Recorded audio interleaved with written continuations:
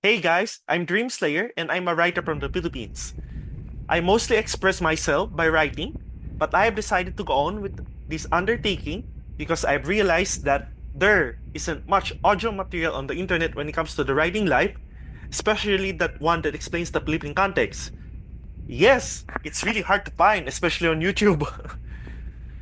Now, no matter wherever you are, maybe you're driving home, stuck in the putang in the mall traffic of EDSA, catching the train, having dinner, running your way to your morning class, or just chilling at home, I hope that you enjoy listening to this audio piece.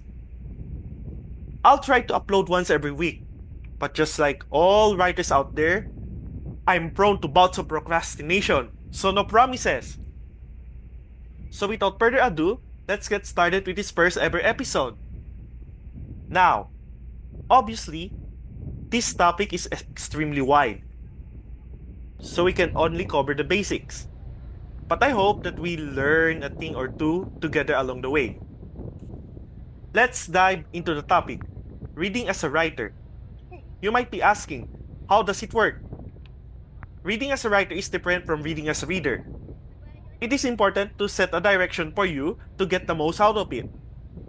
After all, there's only so much time within a 24-hour period that you can commit to reading.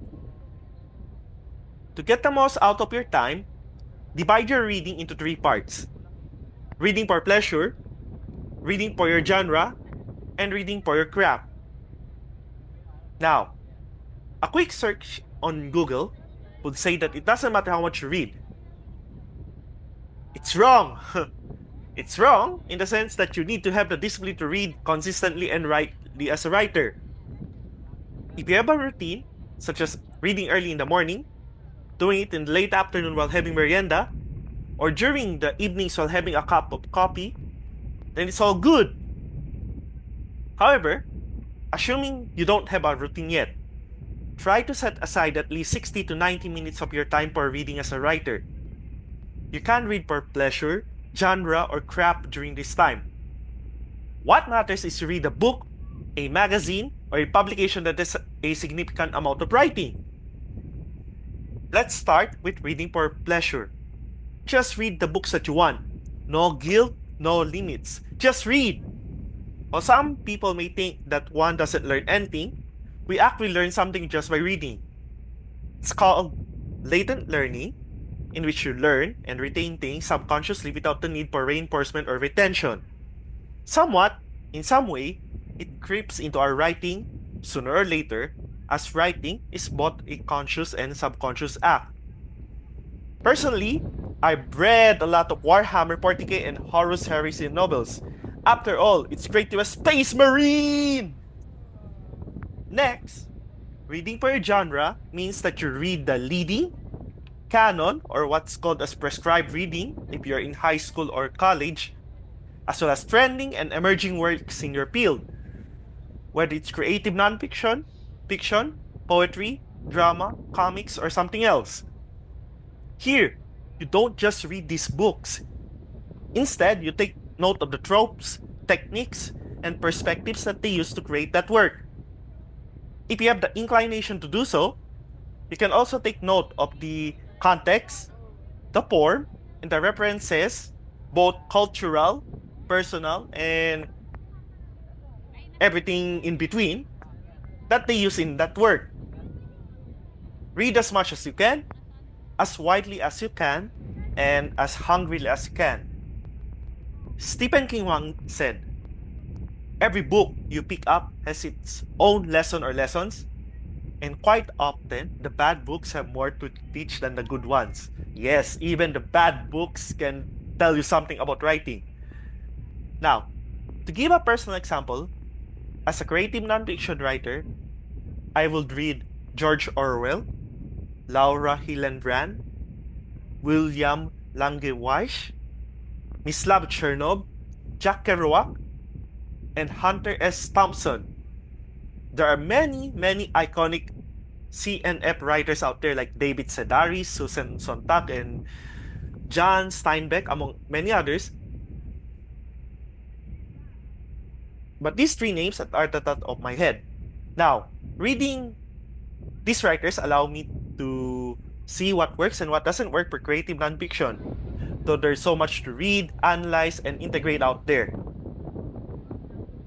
Finally, reading for craft means that you read books and pieces that will help you improve your overall writing and attitude towards writing, as well as help you define who you are as a writer, what and who do you want to be, how do you want to present yourself to the world, and what do you want to reflect in terms of personal values and giving back to your community.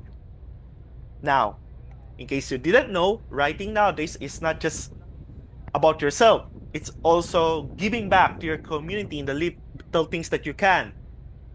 Next, there are also pieces and books that inform you about the writing life.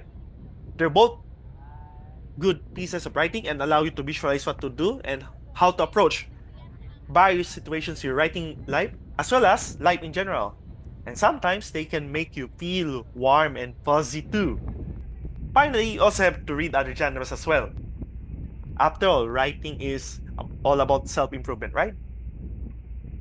In my case, since creative nonfiction utilizes many elements of fiction, poetry, and drama, I had and still have to read a lot of them. Whether it's Macan Santos or W.H. Auden or Robert Frost, whether it's Katigbak, Muslim, or Ropi Kaur, yes, I have to read the latter two, whether it's Pablo Solud or Nelson Dino, and whether it's literary fiction by Nick Joaquin, crime fiction by F.H. Patakan, or genre fiction by many Filipino and international authors out there, I have read and still read them all. Also, reading craft allows me to see how different writers view the same thing. While it's not for everyone, let's not forget that writing is about reflecting and expressing the human condition, regardless of format, genre, and era. Finally, reading for craft allows you to study concepts like the hyperlocal, local, national, transnational, and global perspectives of writing. Yes, these concepts are a thing, and in fact, I can confidently say that today's Philippine writing, outside of the literary, is mostly national, and one that's still trying to define itself in terms of identity. Though it's not a bad thing itself, considering that we are still trying to build a reading country and a nation that is a thriving market for its own books. On the other hand, this means that our books aren't easy to connect with the hyperlocal and global settings, simply because many of the written topics either don't resonate with the audiences or aren't simply relatable for the audiences of both the hyperlocal and the global. As a writer, I personally gravitate towards the hyperlocal because, coming from Zamboanga, you have to tell the local stories, right? You have to present them to the world. You have to present them to the films. You have to present them to your readers. So that's why my tendency is focusing on what's local and making it relatable to you, making it relatable to the reader. Now, I know that it won't get me as many readers, and it might not be good for the general market. It might not be commercially viable. Though there are many hyperlocal writers who succeed in doing it, but I know that expressing myself through the hyperlocal lens will allow me to express the stories that I want to share with the world through my writing. For examples of books that are easy to find, download, and read on the internet, regardless of genre, I will suggest the following books. Number 1, On Writing by Stephen King. Creative nonfiction. Yes, this is CNF, and it's also a craft book at the same time. You will learn many things about writing and the writing life from this book. Now, no spoilers, you have to read it. Next, Homage to Catalonia by George Orwell. From this book, you get how do you talk about war and conflict? How do you present the human element in conflict? This is a creative nonfiction work, and the techniques are really amazing. You don't just get to see the reality, you get to see the details, you get to see the descriptions, you get to be there at the time. Now, obviously, he's known for 1984 and Animal Farm, especially among students in the Philippines, but I highly suggest you read this book too. Going on, Any Poem Collection by Rumi. Now, in case you didn't know Rumi, he's a poet, a scholar who comes from Turkey back in the ancient times, and he's a religious researcher as well back in his day when he was alive back many, many years ago. Now, do you want to feel both earthly and heavenly love? You've got to read his poems. There's a reason why he's one of the most read poets in the United States. Despite the fact that he's an Islamic scholar and theologian, and despite the fact that Islamophobia is widespread in the world that we live in, he's the proof that excellent poetry transcends human differences, and of course, for me, his work is great. Now, I don't know what to do with you if you don't get inspired to be with someone after reading him. His poetry is just that intense. Going on, we've got Chinese work. Romance of the Three Kingdoms is historical fiction. It's fiction. It's not just a classic, but I think you've got to read it because the world building, the characters, the motivation, you get to see everything here in this book. Finally, you should read A Doll's House by Henrik Ibsen. No spoilers.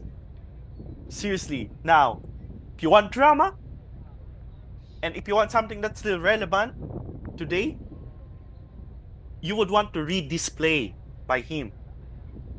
Now, I hope that you enjoyed this first episode. Thank you for sticking around and catching the next one. Ingat! See you soon. Cuida ustedes!